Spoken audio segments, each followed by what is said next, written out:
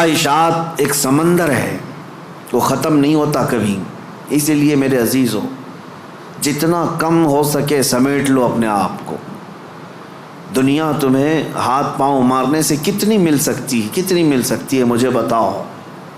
تم زیادہ سے زیادہ کس قدر اپنے آپ کو دنیا میں خوش رکھ سکتے ہو ان خواہشات کو پورا کر کے؟ کبھی نہیں. گناہوں میں یہ تمہیں ایسا برباد کر کے رکھیں گی خواہشات کہ تمہارے جسم مفلوج ہو جائیں گے. ایک دن موت کا وقت آئے گا، سارے درد تمہارے نکل رہے ہوں گے. دنیا سے جا رہے ہوں گے لیکن ہزاروں داغ چھوڑ کر جا رہے ہوں گے زمین پر، اور اسی زمین میں دفن ہونا ہے. اس لیے اللہ نے قرآن میں فرمایا اپنے رسول سے، اے محبوب کیا آپ نے نہیں دیکھا کچھ لوگ وہ ہیں جو اپنے خواہشات کو اپنا معبود بنا لیا ہے، اپنا خدا بنا لیا ہے، اس کی پیروی کرتے ہیں. اب کرنا کیا چاہیے؟ ان خواہشات کا قتل جتنا ہو سکے اس کے خلاف جانا ہوگا. ظاہر سی بات ہے، یہ رات کے وقت ذکر کی طبیعت کس کی چاہتی ہے؟ وہ لوگ جن پر اللہ فضل فرمائے، ورنہ اکثر کا جسم آرام چاہتا ہے، دنیا کی طرف جسم کھینچتا ہے، لیکن تم نے اس کو ٹھکرایا اور اللہ کے ذکر کو اپنایا. یہ آپ نے اپنے خواہشات کے خلاف کیا ہے. اس کے اجر میں کیا ہے؟ سیدھے قرآن کہتا ہے جنت اس کا ٹھکانہ ہے، جنت اس کا ٹھکانہ ہے. حضور پاک صلی اللہ تعالیٰ علیہ وسلم فرماتے، جانتے ہو اپنے صحابہ سے اللہ کو سب سے زیادہ پسندیدہ چیزیں کیا ہیں؟ اللہ سب سے زیادہ کیا چیز پسند کرتا ہے بندوں میں؟ اس میں حدیث پاک میں ہے، ننگوں کو کپڑا پہنانا، بھوکوں کو کھانا کھلانا، یہ اللہ کو بہت پسند ہے. لیکن ایک اور چیز ہے، رب تعالیٰ فرماتا ہے جب دنیا سو رہی ہو اور تم کھڑے ہو جاؤ اللہ کی بارگاہ میں، یہ اس کو اتنا پسند ہے رب تبارک و تعالیٰ کو. سارے عمل میں، ساری اداؤں میں اسے پسند ہے. کیوں؟ خالص بندہ رب کے لیے کھڑا ہوا ہے، ساری خواہشات کو چھوڑ کر کے، خواہشات کو چھوڑ کر. اب آؤ، جن لوگوں نے خواہشات کی پیروی کی ان کی ایک چھوٹی چند مثالیں میں آپ کے سامنے رکھتا ہوں. ایسی ہلاکت کہ سب کچھ ختم ہو جاتا ہے. میرے عزیزو، سلطان الاولیاء سیدنا غوث اعظم جیلانی بغدادی رضی اللہ تعالیٰ عنہ ارشاد فرماتے ہیں، جس شخص کو اپنی خواہشات پر قابو نہیں، اس کا نفس اسے کفر تک لے جا سکتا ہے، اس کا نفس اسے شرک تک لے جا سکتا ہے اور اسے کافر بنا کر دنیا سے لے جائے گا. ایسے حالات بھی ہم نے دیکھے. خواہشات نے انسان کو کافر بھی بنا دیا. کبھی مال کی خواہش، کبھی عورت کی خواہش، کبھی کسی اور چیز کی خواہش. اللہ اکبر، وہ صحابہ کیسے تھے جنہوں نے اپنی ساری خواہشات کو میرے مصطفیٰ کی مرضی پر قربان کر دیا تھا. ہر چیز کو قربان کیا تھا، ہر چیز کو قربان کیا. آؤ میں تمہیں وہ بات بتا دوں جو سیدنا ابراہیم علیہ الصلاۃ والتسلیم کے متعلق قرآن میں آیا ہے. وَإِذْ قَالَ إِبْرَاهِيمُ رَبِّ أَرِنِي كَيْفَ تُحْيِي الْمَوْتَى قَالَ أَوَلَمْ تُؤْمِنْ قَالَ بَلَى وَلَكِنْ لِيَطْمَئِنَّ قَلْبِي قَالَ فَخُذْ أَرْبَعَةً مِنَ الطَّيْرِ فَاصْرُهُنَّ إِلَيْكَ ثُمَّ اجْعَلْ عَلَى كُلِّ جَبَلٍ مِّنْهُنَّ جُزْءًا ثُمَّ ادْعُهُنَّ يَأْتِينَكَ سَعْيًا. قرآن کہتا ہے ابراہیم علیہ السلام نے ایک بار اللہ کی بارگاہ میں ذکر کیا کہ مولا تو مرے ہوئے لوگوں کو دوبارہ کیسے زندہ کرتا ہے؟ اللہ نے پوچھا کیا ابراہیم تمہیں اس بات پر یقین نہیں ہے؟ عرض کیا مولا یقین ہے لیکن آنکھوں سے دیکھنا چاہتا ہوں. تو مردے زندہ کیسے کرتا ہے؟ رب تعالیٰ نے فرمایا 4 پرندے لے لو، ان کو ذبح کرو، ان کا گوشت پورا قیمہ بنا کر مکس کر لو، اور 4 پہاڑوں پر تھوڑا تھوڑا سب کا گوشت رکھ کر کے آؤ، اور پھر ان پرندوں کے نام لے کر پکارو، وہ اڑتے ہوئے آئیں گے. حضرت ابراہیم علیہ السلام نے 4 پرندے لیے، ایک کوا، ایک مرغا، ایک کبوتر اور ایک مور. ان 4 پرندوں کا ذکر ہے، کوا، کبوتر، مرغا، مور. یہ 4 پرندے ذبح کیے، سب کا گوشت مکس کیا اور 4 پہاڑوں پر رکھ کر آئے اپنی جگہ پر. ان کی سب کی منڈیاں ان کے پاس تھیں، سر ان کے پاس تھے. پکارا ان پرندوں کا نام لے کر، ہوا میں وہ خیمہ اڑتا گیا، اپنے اپنے جسم سے ملتا گیا اور آ کر اپنے اپنے سر سے جڑ کر پورا پرندہ بنا۔ قرآن پاک میں یہ ہے واقعہ۔ سبع سنابل شریف میں میر عبد الواحد بلگرامی رحمۃ اللہ علیہ اس واقعے کو لکھ کر کے اب ارشاد فرماتے ہیں، کیا کبھی تم نے یہ سوچا کہ ابراہیم علیہ السلام نے وہ 4 پرندے کیوں لیے؟ کون سے؟ کوا، کبوتر، مرغا، مور، یہی 4 پرندے کیوں لیے؟ انہی کو ذبح کیوں کیا؟ اور رب تعالیٰ کی قدرت کا مشاہدہ کرنا تھا۔ مری ہوئی چیز کو زندہ دیکھنا، آنکھوں سے مشاہدہ کرنا، یہ معمولی چیز تو نہیں ہے۔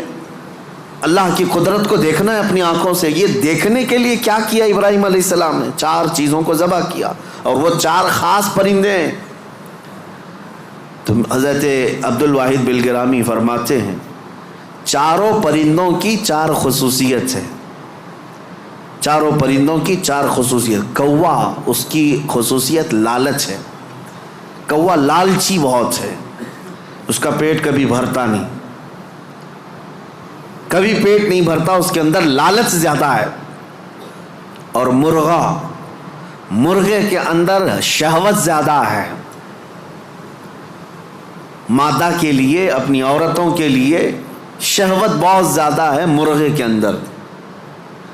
اور تیسرا کبوتر، کبوتر کے اندر دوستی کرنے کی عادت بہت ہے۔ سارے پرندوں میں جلدی دوستی یہی کرتا ہے، جلدی مانوس ہوتا ہے، فرینڈ بنانا، یہ کبوتر کی عادت ہے۔ چوتھا مور، مور کو اپنی خوبصورتی دکھانے کی خواہش بہت زیادہ ہے، نمائش، دکھاوے کی عادت اس کو بہت زیادہ ہے۔ جب 4 لوگ کھڑے ہوں گے اپنے پر کھول کر کے ناچتا رہے گا، اس کی خوبصورتی دیکھو۔ اب حضرت میر عبد الواحد فرماتے ہیں، چاروں پرندوں کی خصوصیتیں پتہ ہے؟ کوے کی لالچ، مرغے کی شہوت، کبوتر کی دوستی اور مور کی نمائش۔ فرماتے ہیں حقیقت میں ابراہیم علیہ السلام نے جانوروں کو ذبح نہیں کیا، ان کے اندر موجود بری عادتوں کو ذبح کیا۔ ابراہیم علیہ السلام نے کوے کو نہیں لالچ کو ذبح کیا، مرغے کو نہیں شہوت کو ذبح کیا، کبوتر کو نہیں بلکہ ایرے غیرے کی دوستی کو ذبح کیا، مور کو نہیں دکھاوے کو ذبح کیا۔ اور جب بندہ یہ 4 بری عادتوں کو ذبح کرتا ہے، مولا اس کو اپنی قدرت کے مشاہدے کراتا ہے۔ رب تبارک و تعالیٰ کی قدرت کے وہ مناظر دیکھ سکتا ہے، مردوں کو زندہ کیسے کیا جاتا ہے یہ دکھایا جائے گا۔ اس آیت میں ایک بہت بڑی عبرت کی بات ہے کہ اللہ کے نبی کو یہ حکم دیا گیا۔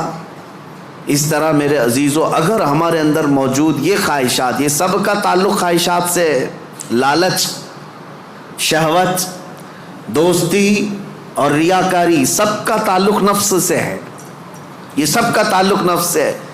لالچ کو ختم کر لو، شہوت کو ختم کر لو، کنٹرول میں رکھو۔ اور دوستی کے لیے بہت سارے لوگوں کو برا لگ رہا ہوگا، کیا دوست نہیں بنانا چاہیے؟ یقیناً دوست بناؤ، میں آپ کا دوست ہوں، آپ میرے دوست ہیں۔ یہ دوستی کس بنیاد پر ہماری بنی ہے؟ صرف اور صرف اللہ اس کے رسول کی بنیاد پر۔ جو دوستی اس بنیاد پر بنی ہو وہ دوستی جنت تک لے جائے گی، اور جو دوستی صرف حرام کاریوں کی بنیاد پر بنی ہے، قیامت کے دن کچھ لوگ تو بیچارے یوں ہی جا رہے ہوں گے دوزخ میں، وہ کچھ کیے نہیں تھے، وہ یوں ہی جا رہے تھے۔ کیوں؟ قرآن کہتا ہے وہ چلا رہے ہوں گے، یا ویلتا لیتنی لم اتخذ فلانا خلیلا، اے کاش میں فلاں کو دوست نہیں بنایا ہوتا تو اچھا ہوتا، اس نے گناہ کیا، پکڑ میری بھی ہو رہی ہے، پولیس چھاپا مارتی ہے، اور جو گناہوں میں ملوث ہے یا غیر قانونی کاموں میں ملوث ہے اس کو تو دھر دبوچتی تو ہے ہی ہے، لیکن پھر کنیکشن دیکھتی ہے کس کے ساتھ، یہ کس کے کانٹیکٹ میں تھا، پھر ٹریک کیا جاتا ہے، کہاں ٹریک کر کے اٹھاتے رہتے ہیں۔ ابھی ہمارے علاقے میں 6 مہینے پہلے کچھ وائلیشن ہوا تھا جس میں پکڑتے 150 تک کو لے کے گئے، صرف اس لیے کہ مین آروپی جو کام کیا تھا اس کو انہوں نے موبائل میں ادھر ادھر فارورڈ کیا تھا، یا صرف دیکھ کر کے اپنے پاس محفوظ کیا تھا۔ گناہ میں برابر کے شریک دنیا میں سمجھے جا رہے ہیں۔ تو دوستی میرے عزیزو، یہ خواہشات پر اگر ہے تو یہ جہنم میں لے جانے والی ہے، اور ریاکاری یہ بھی بہت خطرناک چیز ہے۔ جس نے ریا کیا، دکھاوے کے لیے کوئی بھی کام کیا، قیامت کے دن سب اس کے منہ پر مار دیا جائے گا۔ اب آؤ خلاصہ میں آپ کو بتاؤں، خواہشات کو اگر کنٹرول پر نہ رکھا گیا تو سنو، 2 روایتیں میں آپ کو بتاتا ہوں۔ اگر انسان اپنے خواہشات کو کنٹرول میں نہ کیا تو وہ جانور سے زیادہ ذلیل ہوتا ہے۔ یہاں تک کہ بزرگوں نے لکھا ہے کہ وہ اپنی ماں سے زنا کر سکتا ہے اور بیٹی سے بھی زنا کر سکتا ہے اگر اس نے خواہشات کو اپنے قابو میں نہیں رکھا۔ وہ سب کچھ کر سکتا ہے، اور ہوا ہے دنیا میں اور ہو بھی رہا ہے۔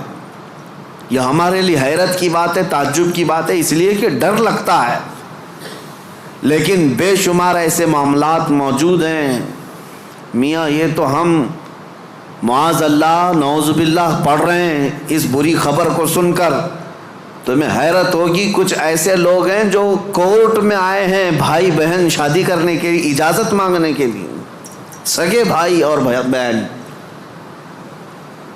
اور اتنا ہی نہیں بلکہ عرب ممالک میں خود ہو کر کے آیا، کئی گھروں کے اندر یہ بے حیائیاں موجود ہیں۔ بہنوں کو محفوظ رکھنے کے لیے بھائیوں سے دور کیا جا رہا ہے۔ کیوں؟ خواہشات پر کنٹرول نہیں، انہیں ڈر ہے اپنے سگے بھائی سے، اسی کے ماں سے پیدا ہوا بھائی، اس سے خاتون ڈرتی ہے۔ یہ ان علاقوں میں نے دیکھا ہے، ان علاقوں میں، اگر میری بات غلط ہو تو مجھے بتانا ہو۔ عرب ممالک کی بات میں کر رہا ہوں، کئی گھروں میں خواتین اپنے سگے بھائیوں سے ڈر کر کے رہتی ہیں کہ وہ اکیلا پائیں تو ہماری عزت کے ساتھ کچھ بھی کر سکتا ہے۔ اللہ کی پناہ، یہ کب ہوتا ہے؟ جب خواہشات کے گھوڑے کو آزاد کر دیا جائے۔ یہ کبھی قابو میں نہیں آئے گا، یہ کبھی قابو میں نہیں آئے گا۔ اس کو قابو میں کرنے کے لیے دنیا کی طاقتیں، کوئی انجیکشن اور ٹیبلٹ نہیں، اس کو صرف اور صرف اللہ کا ذکر کنٹرول میں لا سکتا ہے، قابو میں لا سکتا ہے۔ جب تم اللہ کے ذکر میں شامل ہو جاؤ یا خود سے کرو، نفس اپنے خواہشات سے باہر نکلتا ہے اور تمہارے دل کے اندر ایک قرار اور سکون آتا ہے۔ تم توبہ بار بار کرتے رہو گے اور اس سب سے نکلنے کی بار بار خواہش کرتے رہو گے، اور اس کو چھوڑ دو، دیکھو کتنے خواہشات جنم لیتے ہیں، کتنے خواہشات جنم لیتے ہیں۔ اسی لیے نبی پاک صلی اللہ تعالیٰ علیہ وسلم نے ارشاد فرمایا، خواہشات انسان کو کہاں لے جاتی ہیں۔ شاید ایک 7-8 سال پہلے کی بات ہے، مہاراشٹر کا ایک علاقہ ہے، ایک شہر ہے، بڑا مشہور شہر ہے۔ اب چونکہ مجھے کچھ بھی بولنا مشکل ہے، ساری چیزیں وائرل ہوتی ہیں، کوئی بھی اس جگہ کے لوگ اس کو غلط انداز میں نہ محسوس کریں۔ پہلے میں ہر چیز آپ کے سامنے ظاہر کرتا بولتا تھا۔ ایک شہر ہے، میں نے باضابطہ وہاں کی رپورٹ دیکھی تھی، آج بھی میرے ذہن میں وہ گونجتی ہے۔ 4 عورتیں، مسلمان عورتیں تھیں، قبرستان میں رات کے وقت جایا کرتی تھی۔ یہ بات تو لوگوں کو معلوم ہونے لگی، بعد میں کچھ لوگوں نے ان کا پیچھا کیا کہ آخر یہ کیوں جا رہی ہیں۔ تو ایک دن کچھ لوگوں نے جا کر کے دیکھا تو قبر کو کھود کر کے اس کے اندر اترتی ہیں اور پورے کپڑے اتارتی ہیں، ننگی ہو کر اپنا پخانہ ایک دوسرے کا کھاتی ہیں۔ نعوذ باللہ من ذالک۔ یہ کتنا گھناؤنا عمل ہے، بولنے میں 1000 بار شرم آئے۔ کیوں؟ یہ پکڑا گیا اور پوچھا گیا آخر کوئی جانور بھی تو نہیں کرتا ایسا؟ تو پکڑ کر کے تفتیش کرنے کے بعد پتہ چلا کہ ان کی خواہش تھی کہ وہ سفلی عمل پر قبضہ حاصل کر لے، سفلی عمل پر، جادو پر کنٹرول حاصل کرنے کے لیے وہ چاہتی ہیں کہ یہ عمل کیا جائے۔ ان کو کسی بابا نے بتایا جتنا یہ گندا عمل کرو گے اتنا تم پاورفل جادوگر بن سکتے ہو۔ یہ خواہشات ہیں، یہ خواہشات ہیں۔ تم صرف اور صرف لوگوں میں اپنا تھوڑا سا رتبہ بڑھانے کے لیے سحر، سفلی اور جادو کے طریقے کو اپنانے کی کوشش کرتے رہے، اور وہ حاصل کرنے کے لیے کتنا گرے۔ اور ممبئی شہر کا ایک محلہ ہے، یہاں پر بھی یہ خبر میرے پاس جو آئی، اس کے افراد آج بھی موجود ہیں۔ یہ خواہشات ہیں۔ ایک بابا کو سفلی عمل کے اندر مہارت حاصل کرنے کے لیے روزانہ بستر پر خنزیر کو ساتھ سلانا پڑتا ہے۔ یہ اس سے بڑا عذاب کیا ہے جو دنیا میں تو خود جھیل رہا ہے؟ لیکن میں اس کا دوسرا رخ یہ بتاتا ہوں کہ اگر خواہشات پر کنٹرول نہیں تو انسان جانور سے زیادہ ذلیل ہوتا ہے، بہت گرتا ہے۔ ایسے بھیانک کام اس سے صادر ہوتے ہیں جو ہمارے وہم و گمان میں بھی نہیں آتے، سوچ میں بھی نہیں آتے۔ یہ نفس کا گھوڑا بہت تیز دوڑتا ہے۔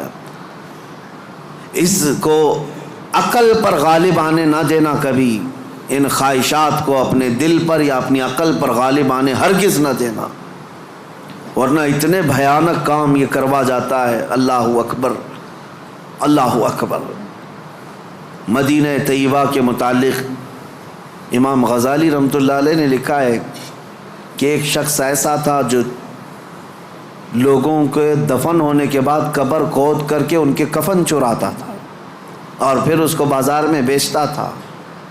لیکن ایک بار اس نے ایک خاتون کے قبر کو کھودا اور کفن چرایا، اس کی نیت خراب ہوئی، مردے کے ساتھ اس نے بدکاری کیا، نعوذ باللہ من ذالک۔ میں یہ باتیں کیوں کہہ رہا ہوں؟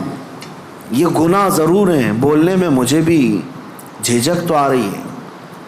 دیکھیں جھریاں آ رہی ہیں جسم کے اندر، رونگٹے کھڑے ہو رہے ہیں، لیکن صرف اس لیے بتا رہا ہوں کہ ہم ایک مردے کو دیکھ کر کے سسک جاتے ہیں، سہم جاتے ہیں کہ کسی کی موت پر انسان کا جسم بے قابو رہتا ہے، غمگین رہتا ہے۔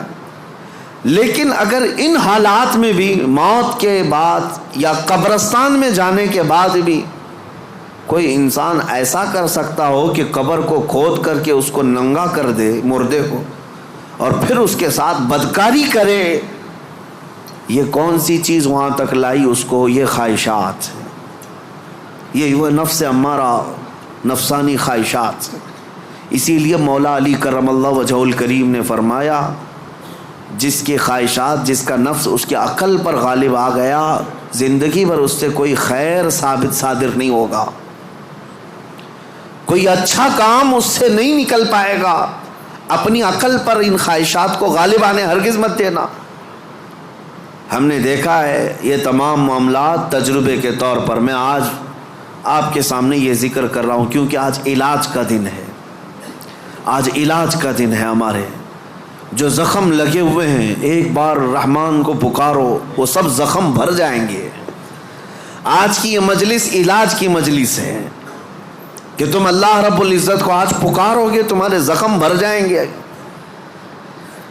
اور اسی لیے میں بارہا کہتا بھی ہوں، ذکر کی مجالس میں شرکت کرو، یہ اتنا تمہیں پاورفل بنا دیں گے، اتنا پاورفل کہ گناہوں سے خود بخود تمہیں نفرت پیدا ہو جائے گا، خواہشات پر کنٹرول تمہارا خود کا حاصل ہو جائے۔ ورنہ میں چیلنج کے ساتھ کہتا ہوں، جاؤ دنیا میں گھوم پھر کر کے آنا، بڑے سے بڑے ڈاکٹر کے پاس وزٹ کر کے آؤ، بڑے سے بڑے حکیم کے پاس جا کر کے آؤ، کسی بڑے سائیکسٹرسٹ کے پاس جا کر کے آؤ، نفس کے متعلق اس سے کوئی علاج لے کر کے آؤ کہ میرا کنٹرول نہیں ہے۔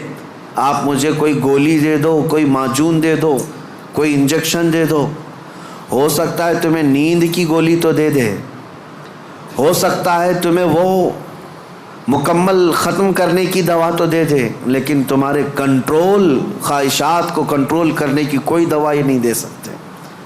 اس کا کنٹرولنگ پاور جس نے پیدا کیا وہی دے سکتا ہے۔ اسی لیے میں آپ کو بتاؤں، اب تم اپنے نفس کے کنٹرول کے لیے کس سے مدد مانگو گے؟ کس سے مدد مانگو گے؟ سنو توجہ سے، اعوذ باللہ من الشیطان الرجیم پڑھتے ہیں آپ، اعوذ باللہ من الشیطان الرجیم، جس کا مطلب کیا ہے؟ میں اللہ کی پناہ مانگتا ہوں شیطان مردود سے، کہ اللہ مجھے بچا لے، کس سے؟ شیطان مردود سے مجھے بچا لے۔ یا آپ کس سے پناہ مانگ رہے؟ کس کی بارگاہ میں پناہ مانگ رہے ہیں؟ اللہ کی بارگاہ میں، کہ مولا تو مجھے پناہ دے دے۔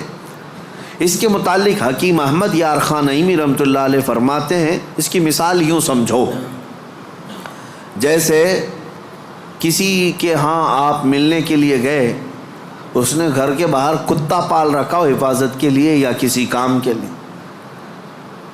دشمنوں کے لیے یا کسی بھی غرض کے لیے کتا پال رکھا ہو، اور آپ گئے گھر کے باہر کھڑے، کتا بھونکنا شروع کر دیا، دروازے میں جا ہی نہیں پا رہے، آپ اس کتے کو کنٹرول کیسے کرو گے؟ آپ اپنے دوست کے گھر اندر جا رہے ہیں لیکن کتا باہر ہے، کتا جیسی قریب جاتے ہو بھونکتا ہے۔ اب آپ دروازے کے اندر جانا چاہتے ہیں تو اس کتے پر کنٹرول کیسے پاؤ گے؟ رسی ڈالو گے اسے، پتھر مارو گے، جتنا مارو گے اتنا اچھل کود کرے گا۔ اس کا سیدھا سا طریقہ یہ ہے، جس کا کتا ہے اسے بلاؤ۔ حکیم احمد یار خان نعیمی رحمۃ اللہ علیہ فرماتے اسی کو پکارو، بھائی ذرا باہر تو آ جاؤ، اور وہ جب آئے گا، مالک کو کتا اچھی طرح پہچانتا ہے، وہ اس کو کنٹرول میں کر دے گا، اس کو تھوڑا سا اپنی آواز میں ہٹا دے، سائڈ میں کتا ہٹ جائے گا، دروازہ کھلا ہے، آ جاؤ۔ دوست اپنے دوست سے ملاقات کر لے گا، لیکن اس بیچ والے کتے کے کنٹرولنگ کے لیے کتے کے مالک کو ہی پکارنا ہوگا۔ اسی لیے حکیم احمد یار خان نعیمی رحمۃ اللہ علیہ فرماتے ہیں، نفس ایک کتا ہے جو تمہیں تمہارے رب کے دروازے پر جانے سے پہلے بھونکتا ہے، دروازے میں کھڑا ہو جاتا ہے، نہیں جانا مسجد، نہیں جانا اس ذکر پر، نہیں جانا ان محافل میں۔ اس کتے پر کنٹرولنگ کیسے حاصل ہوگا؟ فرمایا گیا اسی لیے تم اس کتے کے مالک رب ذوالجلال کو ہی پکارو، پیدا تو اسی نے کیا ہے، رب تبارک و تعالیٰ نے پیدا کیا ہے، اور وہی تمہیں اس پر قبضہ بھی دے گا۔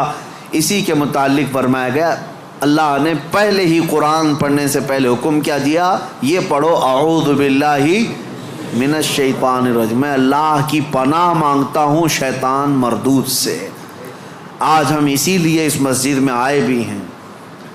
میں نے نفس کے متعلق جو باتیں ذکر کی، یقیناً نفس نے بہتوں کو اندھا کر دیا، بہتوں کو برباد کیا، بہتوں کو گمراہ کیا، کئی کو کافر کیا۔ جو کفار و مشرکین ہیں نا، وہ صرف نفس کی سنتے ہیں، اگر حقیقت میں وہ تمام مشاہد اور مناظر میرے رب ذوالجلال کی قدرت کے نفس کو چھوڑ کر کے دیکھتے تو ایمان ضرور لاتے، ایمان ضرور لاتے۔ وہ نفس کی پیروی کر رہے ہیں، اور نفس کی خواہشات لوگوں کو کافر بنائے رکھی ہے، وہ نہیں آ پاتے اس طرف۔